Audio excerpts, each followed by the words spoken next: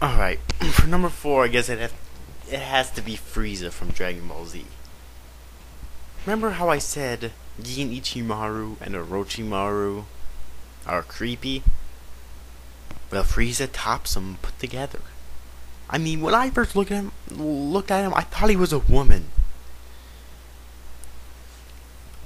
I mean, that should say it all right there, alright?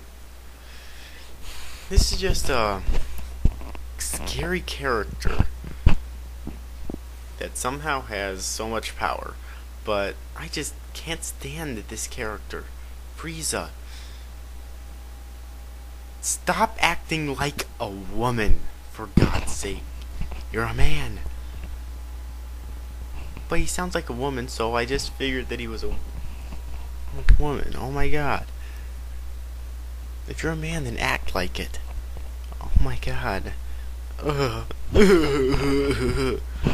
I hate this character with every fiber. Okay, for number 3, it has to be L. Alright, from Death Note. Why? Because now this isn't a character I absolutely despise with every fiber of my being, with a passion, alright? But let me explain, alright? In Death Note, I agreed with what Light was doing. Now, I agreed that the police should have just stayed out of it. Why? Because they're useless in big places such as Japan or even New York City or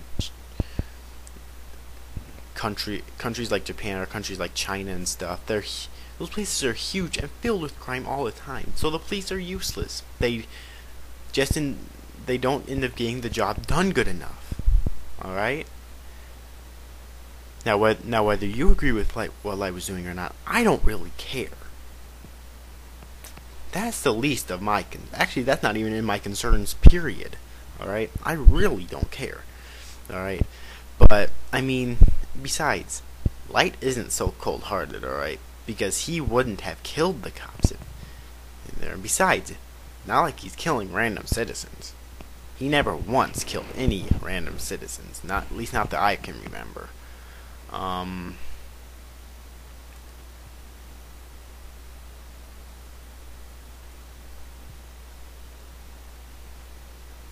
He never once killed any random citizens, and L just insisted in getting in the way of Light, so if you ask me, he got what he deserved. Alright. And to do this type of thing, all you really need is a good intention. If you have a good intention, what you're doing is okay. Got it? As they say, the road to hell is paved with good intentions. What that means, or at least the way I see it, is that if you have a good intention when you're doing something, it's okay to do it. Alright, so yeah.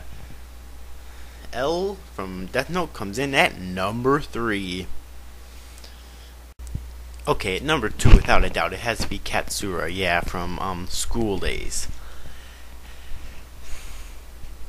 I really despise this character. This is actually my second favorite, or my second least favorite anime character of all time, that I absolutely despise with a passion. Alright? And here's why. If you've never watched School Days, basically this boy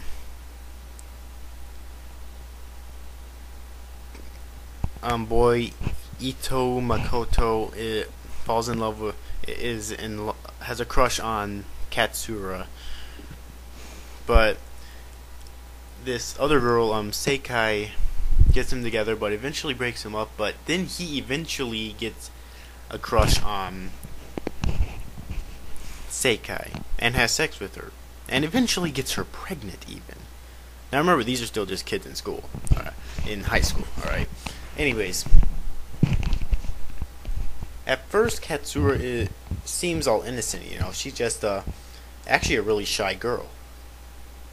But as the series progresses, she gets jealous over Sekai, alright? Well, anyways, After after Sekai got pregnant and told Ito, he couldn't take it, and I personally blame him partially for this too, because it was his fault partially his fault that she got pregnant, but that's beside the point. He then goes back with Katsura again, but after finding out how much, and after they both confronted Sekai and kissed in front of him, alright? She fell apart, but then he scheduled a meeting with Sekai. I don't think it's really revealed what the full intention was, although I think it's mainly part of the audience here, but anyways though, she goes to get some coffee, right, but instead gets a knife, comes out and murders him. Then she feels sorry for it, regrets it, and runs away outside onto a balcony or whatever. Then Katsura comes in as she's gone insane. Actually, she went insane when she was kissing him in front of her though. But anyways though, she takes a knife, cuts his head off, cuts his body up, and stuffs it in a bag. Okay? Okay? Stuffs it in a bag, then takes it out and tricks Sekai into looking into it. I'm sure, and then kills Sekai with the knife. And I'm sure that if Sekai didn't die, she would have gone insane by looking at that. Oh, I hate Katsura with a passion. She's nuts in every sense of the term. Okay, my number one. What could it possibly be? What could possibly top Katsura? Just what? Well, you're about to see. Some of you probably heard some clues on what it is. Some of you actually, I know some of you knows what it is because I've told people before. I'm sure some people could relate with it too. I'm sure I'll get chewed out by the fangirls. I don't really give a shit. I'll give you a little while to guess what it is, if you don't know already, or you do have some clues. Alright, give you a little while to guess. I'll give you a clue now. It's a Naruto character. Uh-oh, you probably have it already. That probably just gave it away there. If it didn't, then you'll see in a sec here. What is my number one most hated anime character of all times? What could possibly top Katsura? What is it? That's right. My number one most hated anime character of all times is Sasuke Uchiha. Yeah, I know, fangirls. You're pissed now. Big fucking deal. Now, there's a good reason why I hate him, and I know you're probably gonna think, like, oh, he betrayed the village, blah blah blah. No, that's not exactly why I hate him. It's because he's a whiny little emo bitch. Honestly, think about this for a while. Just think about this for a while. I sympathize with the character. Hate to say it, but I do. I mean, he did have a terrible past. His brother destroyed his whole clan and left him alive in regret, you know, and actually nearly killed him. But there's characters in the series who's had it much worse off than him. Alright? Naruto has had it much worse off than him. Because Naruto not only grew up with no family, which I probably might, but he's had the torture of having the nine-tailed fox inside of him. That is actually some of the worst torture you could ever have. Gaara has it probably the worst off in the whole series. He always had torture since he was born. At the second he was born, he had Shukaku inside of him. Thus, his mother was killed. Alright? Which brings me on to another point. You're probably saying, well, Gaara's emo too. No, no, no. Now you need to learn the definition of emo.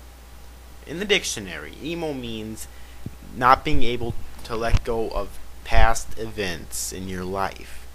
Let's recap Gaara's history, shall we? because we're almost out of time here.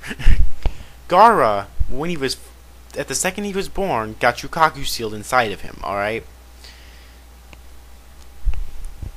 thus killing his mother and turning him insane or partially insane. You know, the one person he thought he could look up to, his caretaker, forget his name though, tried to kill him, and Gaara, out of self-defense, accidentally killed him. Also, Gaara's dad, the fourth Kazekage, constantly tried to kill Gaara to try to prevent the Sand Village from going to hell. As you can see, he's had nothing in his good in his past, and that's turned him insane. End of story.